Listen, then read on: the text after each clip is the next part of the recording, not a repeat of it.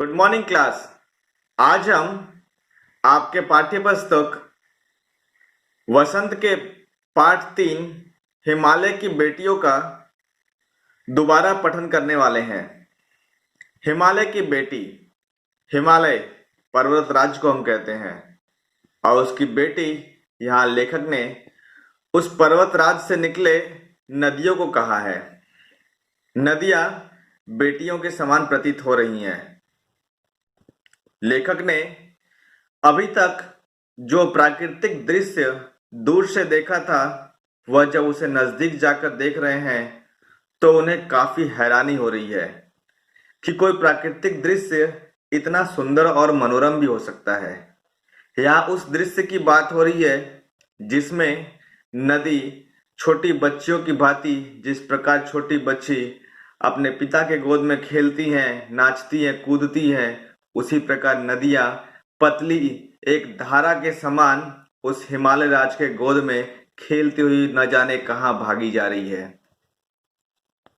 पर्वतीय अंचल में मौजूद देवदार, चीड़, सरो, चिनार, सफेदा, केल आदि जैसे पेड़ पौधों को वह तारते हुए, ढकेलते हुए आगे की ओर निकलते जा रही है। जिस प्रकार एक बच्चा एक दूसरे को धक्का मुक्की करता है और फिर आगे बढ़ जाता है, उसी प्रकार ये नदियां भी ढकेलते हुए, धक्का मुक्की करते हुए आगे बढ़ती जा रही है। सिंधु और ब्रह्मपुत्र ऐसे दो नाम हैं जिन्हें हम सब जानते हैं और जिनके सुनते ही रावी, सतलुज, ब्यास, चिनाब, झेलम, काबुल, कुंभा, कपीसा, गंगा, यमुना, सरयू, गंडक, कोसी आदि हिमालय की छोटी बड़ी सभी बेटियों की आंखें के सामने नाचने लगती है। वास्तव में सिंधु और ब्रह्मपुत्र स्वयं कुछ नहीं है। दयालु हिमालय के पिघले हुए दिल का एक एक बूंद न जाने कब से इकट्ठा हो होकर इन दो महानदों के रूप में समुद्र की ओर प्रभावित होती रही है। ये एक एक बूंद अर्थात बर्फ का हिस्सा समुद्र महाराज अपने दिल के एक एक हिस्से अर्थात बर्फ का एक एक कण पिघलाकर इन दो नदियों का स्वरूप दे रहे हैं। जिस प्रकार एक पिता अपने पुत्र को जन्म देता है, हिमालय भी यहाँ पिता समान दो पुत्रियों को जन्म दे रहा है। कितना सौभाग्यशाली है वह समुद्र जिसे पर्वतराज हिमालय की इन दो बेटियों का हाथ पकड़ने का श्रेय मिला है। वह समुद्र जब नदियां बहती हैं, बहकर समतल मैदानों से होकर जाकर समुद्र में मिल जाती है, यह उस समय की बात की जा रही है। जिन्होंने मैदानों में ही इन नदियों को देखा होगा, उनके ख्याल में शायद ही यह बात आ सके कि बूढ़े हिमालय की गोद में बच्चियां बनकर ये कैसे खेला करती है। जो अर्थात लेखक का यहाँ यह आशय है कि जो व्यक्ति इस पर्वतीय अंचल में आकर इनका स्वरूप न देख सके, वह इनका कल्पना मात्र भी नहीं कर पाएंगे। माँ बाप की गोद में नंग धड़ंग होकर खेलने वाली इन बालिकाओं का रूप पहाड़ी आदमियों के लिए आकर्षक भले ना हो, लेकिन पहाड़ी आदमियों अर्थात जो वे व्यक्ति जो पहाड़ी अंचलों में रहते हैं,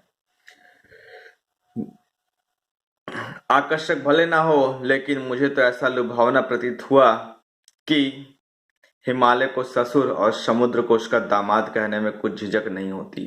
ससुर अर्थात पुत्री का पिता और दामाद जिससे वह पिता अपनी बेटी का हाथ देता है अर्थात उसका विवाह कर देता है। यहाँ नदियां हिमालय से जा मिलती हैं, इसीलिए यहाँ समुद्र को दामाद और हिमालय को ससुर कहा गया है। ऐसा नहीं कि इस दृश्य का वर्णन केवल लेखक ही किए हैं, बल्कि इस दृश्य का वर्णन इसके पहले भी कई महान कवियों ने कर रखा है। कालिदास की विधेयी रचना ने मेघदूत से कहा था, वेत्रवती वेतवा, यह नदी को प्रेम का परित्याग देते जाना, तुम्हारी यह प्रेयसी तुम्हें पाकर अवश्य प्रसन्न होगी।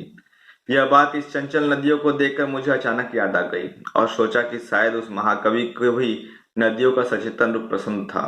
सचेतन अर्थात यह चेतना भरा रूप, यह जागरूक रूप पसंद था। दरअसल जो कोई भी नदियों को पहाड़ी घाटियों और समतल आंगनों को मैदानों में जुदा जुदा संकुलों में देखेगा, वह इसी नतीजे पर पहुंचेगा।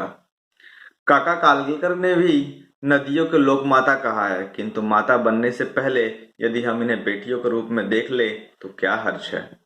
लेखक ने यहाँ प्रश्न पूछा है कि हर माता पहले बेटी होती है और फिर वो माता बनती है, तो माता तो भले ही वह समतल मैदान में माता है क्योंकि हम सबका वह पालनहार है, परंतु उसके पहले वह पर्वतराज की बेटी है। ममता का एक और भी धागा है जिसे हम इनके साथ जोड़ सकते हैं। बहन का स्थान कितने कवियों ने इन नदियों को दिया है। एक दिन मेरी भी ऐसी भावना हुई थी। लोथिल्ड तिब्बत की बात है। मन उचट गया था, तबीयत ढीली थी। सतलज के किनारे जाकर बैठ गया तो दोपहर का समय था। पैर लटका दिए पानी में, थोड़ी देर में प्रगतिशील जल ने असर डाला। तन और मन ताजा हो गया। मैं लगा गुनगुनाने उस नदियों का तरोताजा धारा के बारे में लिखने और गुनगुनाने। जय हो सतलज बहन तुम्हारी, लीला अचरज बहन तुम्हारी। हुआ मुदित मन हटा खुमारी। मुदित मन अर्थात उदास हुआ मन, खुमार जो हट गया, जो मन में द्वेष से सारे हट गए। जाऊं मैं तुम पर बलिहारी। तुम बेटी या बाप हिमालय, चिंतित पर चुपचाप हिमालय। चिंतित कि मेरी बेटी आखिर कहाँ मिलेगी, कहाँ जाएगी, कैसे रहेगी, पर चुपचाप खड़ा है, ना कुछ बोल सकता है, ना कुछ कर सकता है।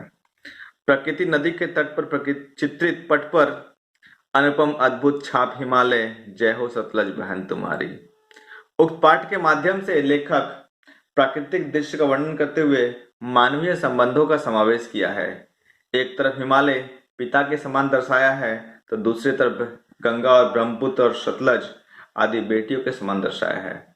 जिस प्रकार एक पिता अपनी पुत्री को जन्म लेते हैं और विवाह के उपरांत उसे विदा कर देते हैं, उसी प्रकार हिमालय अपने हिम कणों से बर्फ कणों को पिघलाकर इन नदियों को जन्म देता है और फिर धीरे धीरे वह नदियां उनसे बिछड़ती हुई जाकर समुद्र में मिल जाती है। धन्यवाद।